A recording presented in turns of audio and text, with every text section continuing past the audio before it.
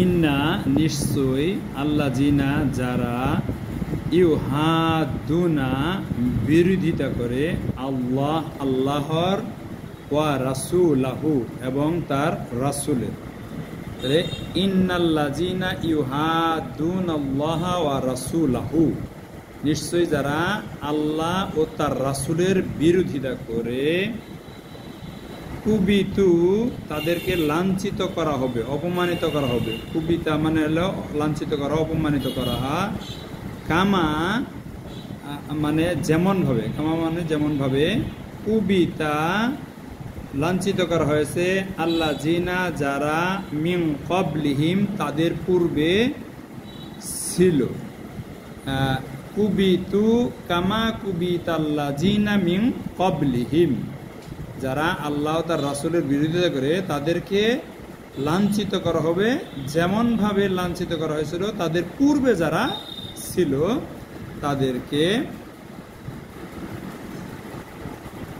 কদ আনজালনা, আর অবশ্যই আমি তো নাজিল করেছি, ওয়া আর কদ অবশ্যই, আনজালনা আমি নাজিল করেছি, অবতীর্ণ করেছি, আয়াতিন আয়াত সমূহ, বাইয়িনাতিন সুস্পষ্ট।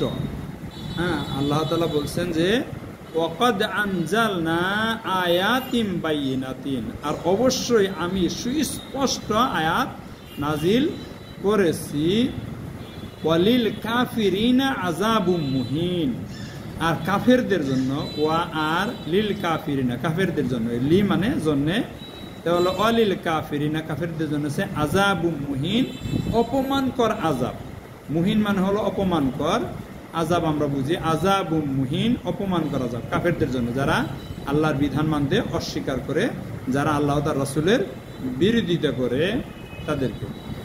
ইয়াউমা সেই দিন, ইয়াউম মানে দিন, ইয়াউমা সেই দিন অর্থাৎ কিয়ামতের দিন, আল্লাহ তাআলা বলছেন ইয়াবআসুহুল্লাহ, আল্লাহ তাআলা পুনরুত্থান করবেন তাদেরকে। বাআসা মানে হলো পুনরুত্থান করা, তাহলে আল্লাহ তাআলা তাদেরকে তাদেরকে পুনরুত্থিত করবেন, জামিআন সবাইকে, জামিয়া সবাইকে কিয়ামতের দিন পুনরুত্থিত করবেন। ফায়ুনাব্বিউহুম, অতঃপর তাদেরকে জানিয়ে দিবেন।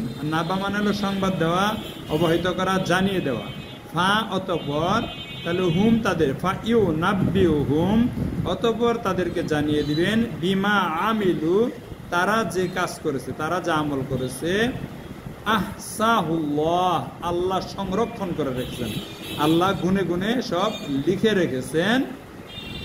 ওয়া নাসুহু, অথচ তারা ভুলে গেছে। আমরা পাপ করে ভুলে যাই, কিন্তু আল্লাহ তাআলা সবকিছু সংরক্ষণ করে রাখছেন, লিখিত রাখতেছেন এবং এরকম ভাবে কি ভিডিও করে রাখতেছেন। আল্লাহু আলা কুল্লি শাইইন শাহিদ, আর আল্লাহ হলেন প্রত্যেকটা বিষয়ের উপরে সাক্ষী, সাক্ষীদাতা হিসেবে আল্লাহ যথেষ্ট। মানে আল্লাহ তাআলা সবকিছু দেখতেছেন, শুনতেছেন, জানেন, তারপরেও আল্লাহ তাআলা এরকম ভাবে কি লিখে রাখার ব্যবস্থা করছেন, রেকর্ড করে রাখার ব্যবস্থা করতেছেন, এবং এরকম আমাদের সমস্ত অঙ্গ প্রত্যঙ্গগুলো সাক্ষী দেবে। এই জন্য আমাদেরকে অনেক সতর্ক হতে হবে, কোনো অবস্থাতে আল্লাহ তার রাসূলের বিরোধিতা করা যাবে না। আল্লাহ তাআলা যেহেতু উঠাবেন, এই জন্য আমাদেরকে সকল প্রকার গুনাহের কাজ ছেড়ে দিতে হবে, আল্লাহ তার রাসূলের আনুগত্য করতে হবে, বেশি বেশি করে নেক আমল করতে হবে। তাহলে আমরা এরকম জাহান্নাম থেকে বাঁচতে পারবো এবং জান্নাতে যেতে পারবো ইনশাআল্লাহ।